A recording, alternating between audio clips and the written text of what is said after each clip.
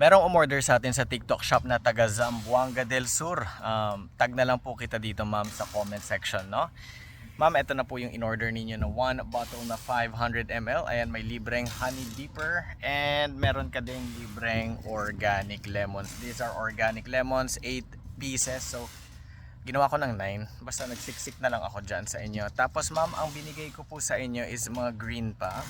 Kasi manggagaling dito sa NCR yung in-order po ninyo. Magta-travel pa po dyan sa inyo pa Zamboanga. That will Monday ngayon. So baka mga next Monday pa makarating. On or before next Monday. Etong green na to, dahan-dahan to mag-yellow. Kasi pag hinog na ang binigay ko sa inyo, baka overripe na po pag makarating po dyan or baka sira na.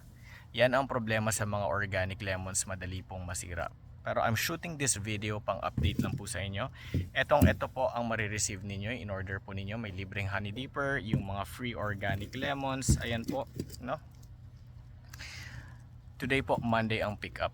After nito, babalutin ko na kagad yung item ninyo. I-well secured ko po. Since medyo matagal-tagal ang biyahe. And then mamaya pick up na po on the way na po sa inyo, no? Maraming salamat po. Have a great week ahead of you. Itag ko na lang po kayo dito. God bless you.